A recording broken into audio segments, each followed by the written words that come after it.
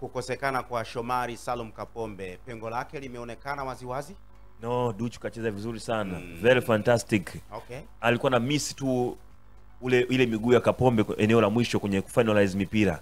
Yaani kwamba huu mpira nipige cross, ndio hapo alikuwa na changamoto, lakini alikuwa kwenye performance kubwa sana. Ndio maana mwalimu alimpa dakika zote za kucheza. Okay. Kwenye ile eneo amelimudu kwa asilimia zote, amechangamka, anacheza na timu, anapiga pass, anatembea na overlap kwenye nafasi. Ni mtu hawezi kuwa mtu. Yaani Makoa ni Makoa tu. Hawezi kuwa Peter Passion.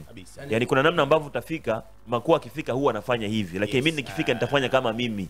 Kwa hiyo pale Shomari Kapombe ndio anapowawini wengi eneo la mwisho. Ndio maana Israel ilibidi atoke, ndio maana sio wengine ilibidi wampishe, akabaki yeye peke yake kwenye ile eneo. Kwa sababu ana kitu cha extra kwenye eneo la mwisho, anafanya zaidi ya wale wengine ambao wako pale.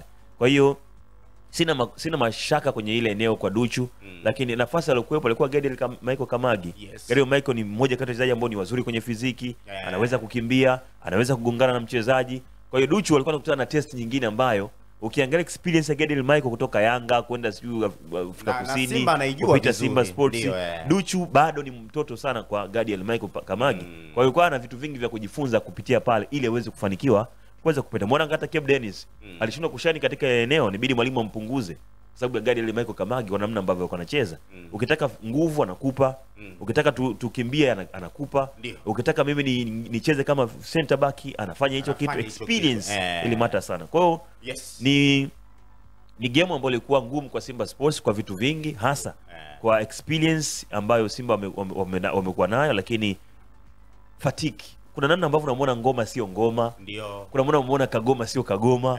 Kuna muda unamuona Braza Kamza sio yeye. Hapa ndo unakuja pale unapata una calculate namba za wachezaji wa Simba, yani nazungumzia umri. Si ndio? Unakuja kwenye experience na game nyingi. I'm sure kwamba wachezaji wengi wa Simba Sports ndio msimu wao wa kwanza wengi kucheza mechi nyingi. Sio, unanielewa vizuri? Ukimwacha labda Shemalon, ukimwacha Zimbwe, ukimwacha Shomari, Kibu, sawa, Ngoma, na hata Kibu, si ndio?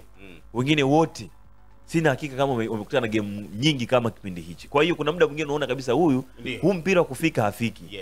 Hili tukio la kufikia hafiki. Kwa hiyo kuna muda mpira kwa mtu ambaye anaangalia mpira kuangalia matukio, labda goli, mtu kapigwa chenga, kapigwa faulo, hauangalii mpira uwanjani kwa 90%, anaweza akaanza kutupia lawama, hadi coach anaweza kumtupia lawama. Bana, kesho Jumapili Geoffrey Moses Kalunduka kutakuwa kuna ibada mbili za uvumba na manemane. Ibada zote zitaongozwa na kusimamiwa na kuhani na Mwalimu Musa Richard Mwacha Kerubi lenyewe. Na ibada ya kwanza itaanza saa 12 asubuhi, tamati ni hapo baadaye mchana, wakati ibada ya pili itaanza saa 9 alasiri mpaka jua litakapozama. Usiku wa chuma unoa chuma. Ndio, ni usiku wa kutiwa nguvu mpya na Yesu Kristo aliye Mungu mkuu na nuru halisi. Mkesha huu mkubwa utaongozwa na mtumishi wa Mungu, kuhani na mwalimu Musa Richard Mwacha.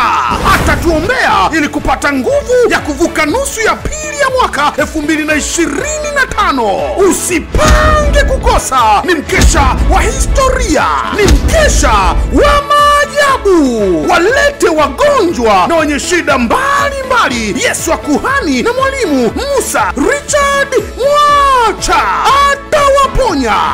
Sikia hii kwa watu wa mikoani na nje ya nchi. Mtumishi wa Mungu kuhani Musa atakuwa na jambo nao maalum. Ukishafika Ngomeni, onesha tiketi yako. Mkesha utafanyika tarehe 27 mwezi wa 6 mwaka 2025 kuanzia saa 12 kamili jioni mpaka baadaye sana. Mahali ni ndani ya ngome ya Yesu Kristo, Kimara Temboni, Dar es Salaam. Usipange kukosa. Watu wote mnakaribishwa.